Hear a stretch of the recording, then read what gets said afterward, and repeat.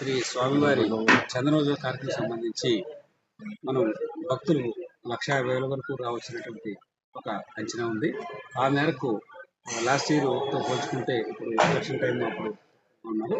మరి దానికోసం ప్రధాన ఏర్పాట్ల కోసం కొత్తగా ప్రధానంగా సామాన్య భక్తుల కోసం ప్రసాదం స్కీమ్లో 3 ఫ్లోర్లతోటి 5,000 మందికి క్యూ కాంప్లెక్స్ కొత్తగా ఏర్పాటు చేశాము.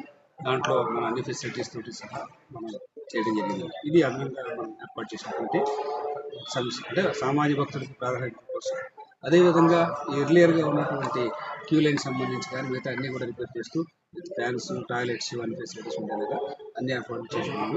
అలాగే మనం లోపలికి వెళ్ళిన తర్వాత బయటికి స్వామివారి దర్శనం తొందరగా అవడం కోసం ఆ 4 దశలు అక్కడ హైట్లు అంటే విఐపీతో కలుపుకుంటే 5 రకాలైనటువంటి భక్తులు వెళ్ళే అవకాశం ఉంది. క్యూ లైన్స్ ఉంటుంది కనుక ప్రతి లైన్ హైట్కి 7 ఇంచెస్ హైట్లో వాళ్ళందరూ కూడా దర్శనం ఫ్రీగా పర్టికులర్గా మాట్లాడితే ఫ్రీ దర్శనం వాళ్ళు 300 వాళ్ళు అంత బాగా హైట్లో ఉండి స్వామివారిని బాగా చూసుకునే అవకాశం కూడా ఉంటుంది.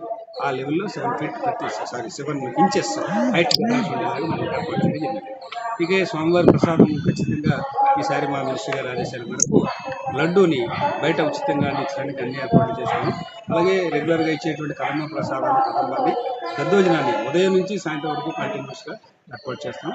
అలాగే బటర్ మిల్క్, చిన్నపిల్లలకు పాలు, బిస్కెట్స్ మా మినిస్టర్ గారు ఇచ్చేటువంటి ఆదేశాలు ఇచ్చేటువంటి వాళ్ళకి అదనంగా దేవస్థానం తరఫున మనం ఏర్పాటు చేస్తాం. వాళ్ళందరినీ కోఆర్డినేట్ చేసుకుని మనం మిగతా కార్యక్రమాన్ని ఏర్పాటు చేసుకున్నాం. అలాగే ట్రాఫిక్ కట్టు కూడా వారి పోలీసు వారి సహకారంతో కలెక్టర్ గారు అలాగే నిన్న హోమ్ మినిస్టర్ గారు రావడం జరిగింది. గ్రూప్ ఆఫ్ మినిస్టర్స్ ఇచ్చిన ఆదేశాలన్నీ కూడా మనం సూచాపక్కగా మనం మ్యాక్సిమం అవకాశాలు ప్రయత్నం చేస్తాం.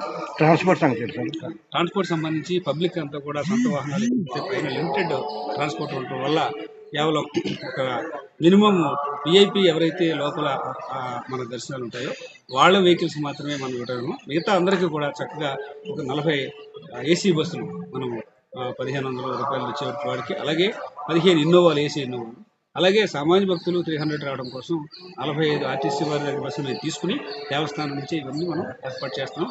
ఇది షటిల్ సర్వీస్ కింద అప్పటి నుంచి pickup points, downhill points అన్ని కూడా కొత్తగా మనం ఏర్పాటు చేయడం జరిగింది. సార్ సేవల గురించి పాయింట్లు పెట్టారు కదా సార్, వాళ్ళకి ఏ విధంగా ఇబ్బందులు అవుతుంది?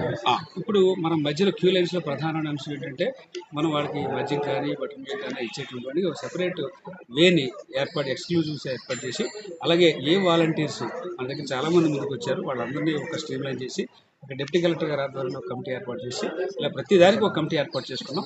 ఆ కమిటీ